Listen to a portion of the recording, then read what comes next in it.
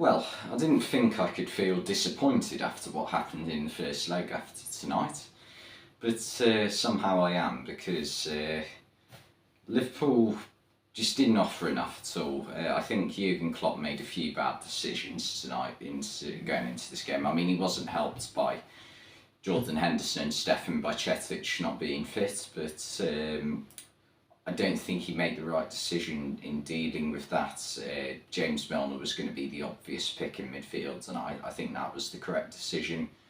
But to change the system going away to the Bernabeu, playing four up front, Diogo Jota being the man coming in, I don't think that was the right pick.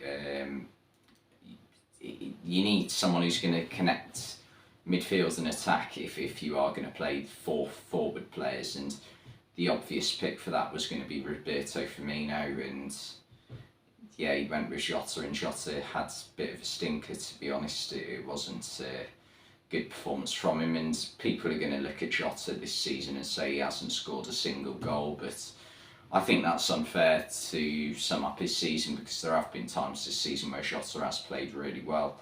But he has been, a victim of multiple injuries this season. But, it's just one of them. And, yeah, I think Klopp's decision-making with substitutes as well, taking off Darwin Núñez when Roberto Firmino came on, and that was just a poor decision for me, because you needed Firmino and Núñez on the pitch. Núñez, I'll be honest, was the only Liverpool player who looked like causing Real Madrid any problems in this game in the hour he was on the pitch. He had a chance in the opening 15 minutes or so. It wasn't the best strike ever, but he was the only player who was looking to make runs and cause Real Madrid's defenders problems and stretch their centre-backs. And he came the closest to scoring as well, forcing a really good save out of Thibaut Courtois. But the truth in this game is that Real Madrid were the better side, and Real Madrid came far closer to scoring. Well, they did score in the end, but they in the opening 60, 70 minutes, they came far closer to scoring than Liverpool, when Liverpool were the team who needed to score. They hit the woodwork on a couple of occasions. Alisson had to make some absolutely amazing saves. I mean, Alisson, let's get that out of the way. He completely redeemed himself of the error he made in the first leg for Vinicius' second goal. And yeah, he can walk away with his head held high after this, because he definitely more than did his bit in this game. So yeah, I think he was Liverpool's best performer tonight. I think that's fair to say. And yeah, the goal in the end came from Karim Benzema. Benzema just absolutely loves scoring against Liverpool. From memory, he scored three times against Liverpool in the group stage in 2014. He scored against Liverpool in the 2018 Champions League final. I don't think he scored against Liverpool in 2021. In the quarter final, he scored against Liverpool twice in the first leg, and once again tonight. So he's got a knack for scoring goals against Liverpool.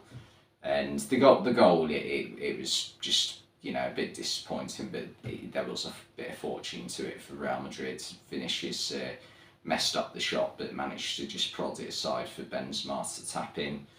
Benzema did actually look like he did a bit of damage after he scored. He was holding his ankle.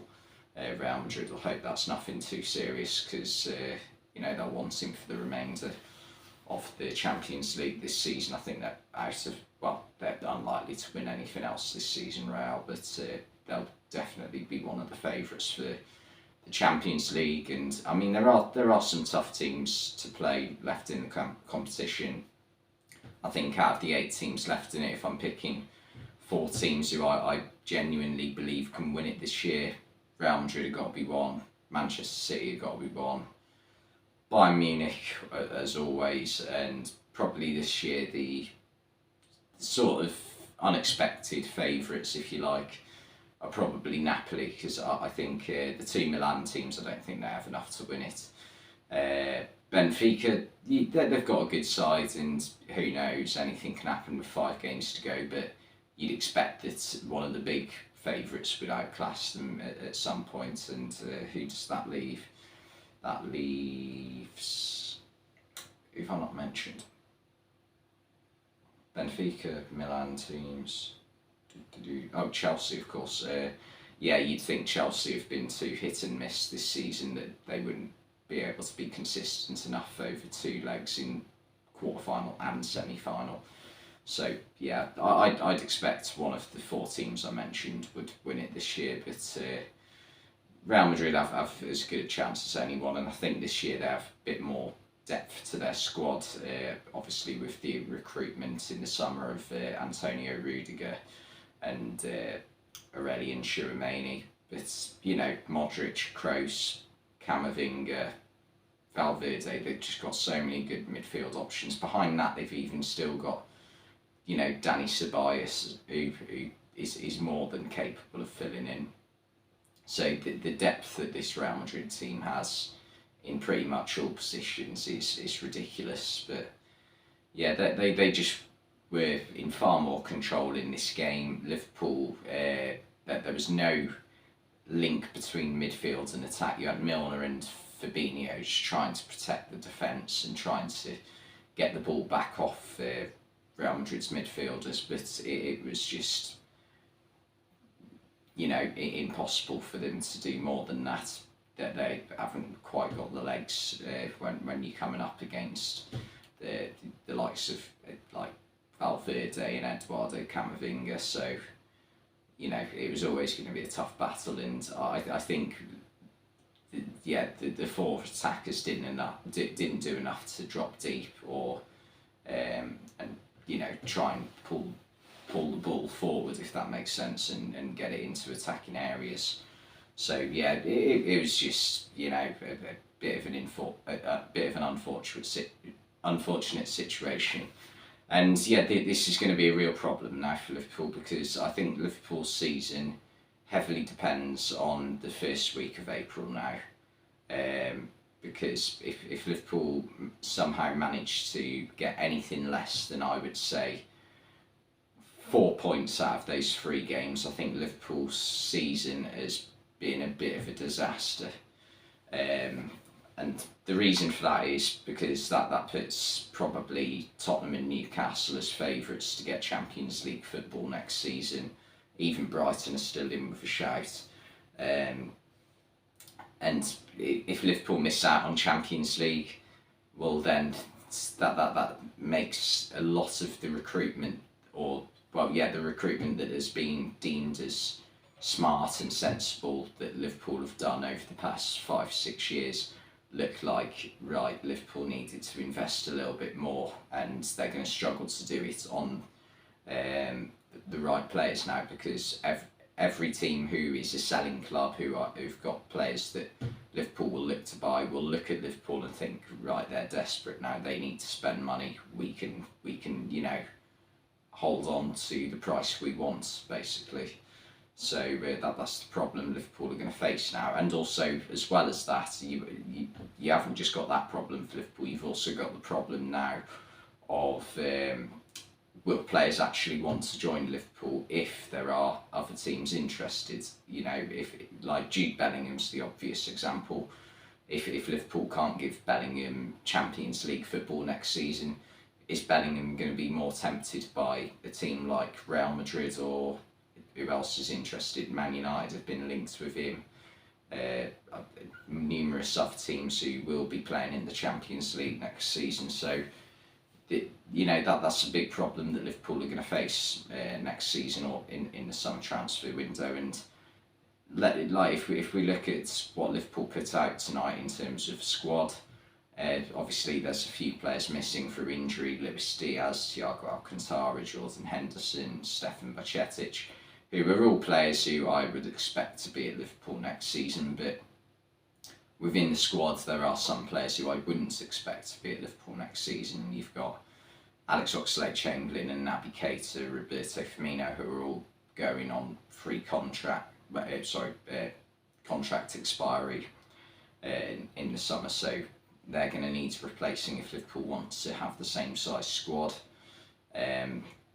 You've got what I would imagine one of the centre backs, either Joe Gomez or Joel Matip, might be like going in the summer, purely because I don't think they've performed well enough this season.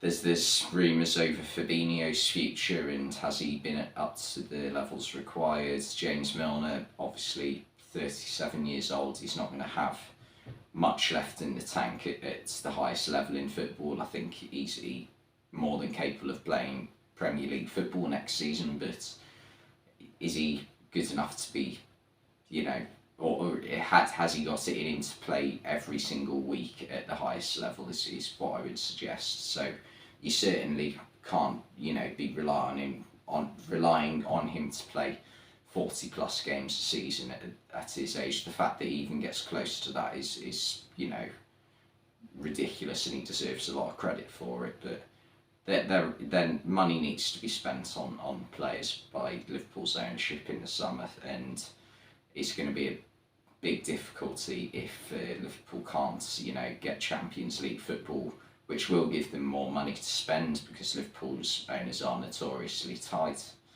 and also it has it gives Liverpool a bit more of an attraction to incoming players as well. But yeah, anyway, if you want my prediction now the round of 16 is over on who's going to win Champions League, the 4 teams I mentioned, I'm gonna go with Bayern Munich. I just think the additions that they made in the summer give them a lot more strength, like Sadio Mane, for instance. There's also other players like Ryan Gravenberch, Mazraoui at right back too. So they've just got stronger over the summer. João Cancelo, a brilliant pickup. Jan Sommer as well. So I think they'll win it this year, but I think any one of Real Madrid, Man City and Napoli are also capable of doing it too. But yeah, anyway, Real Madrid, better side than Liverpool at the moment. Thanks for watching this video, and I will see you next time.